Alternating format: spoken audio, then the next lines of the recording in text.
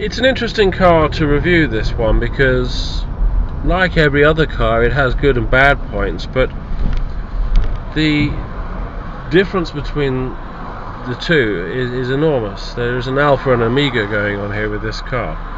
I think first of all we'll start off with the 0 to 60 test. So 3, 2, 1.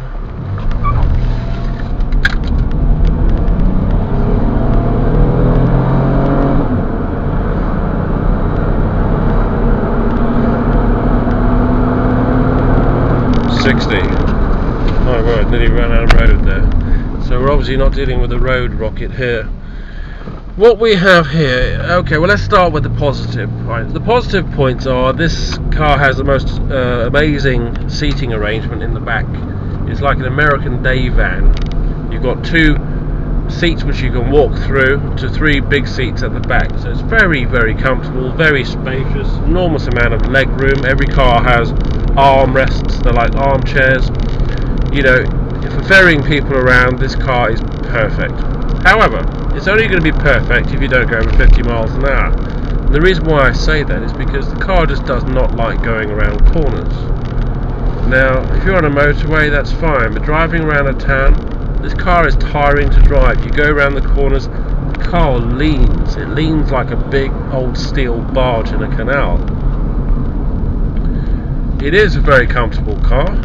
You're high up, you're good seating position. Everything is fine, there's no problems there at all. However,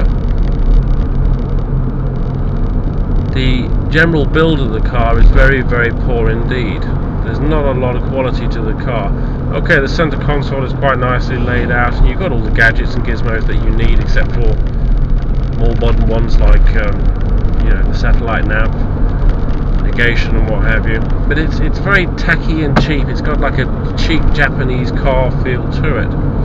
And the rear view vision is appalling. The headrests are so large, 3 headrests are so big, almost as big as the chair, that they obstruct the entire back window. If you had 3 people sitting in the back, then you're not going to be looking out the back. It'd be like driving a van. The side mirrors, however, are rather large, so they're okay there. The instrument cluster here, speedo dials, rev dials, none of that's obstructed by the steering wheel, so you've got plenty of vision there. Now, this is the automatic, but to be honest, the power delivery of the engine is terrible. If this car had a large engine, like maybe a 2.8 or 3 litre, it would complement the driving experience more. But the engine is too underpowered for the car, and there's only 1 person in the car now. If you had another 6 passengers in the car, this car would really, really struggle to get anywhere. Now, if anybody's thinking about buying one of these for ferrying the kids to school or something along those lines, then you really are wasting your money.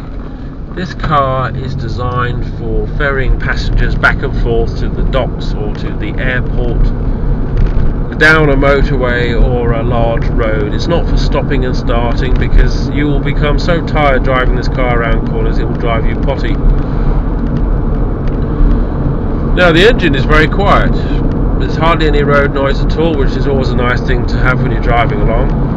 But if I give the steering a little bit of a wiggle like this, you immediately get an idea of how the car's characteristics will behave if you had to do an emergency swerve at speed. The car waddles and boats around, snakes around, and if you had to do an emergency swerve over 45-50 miles an hour, then in this car you are going to be in a lot of trouble.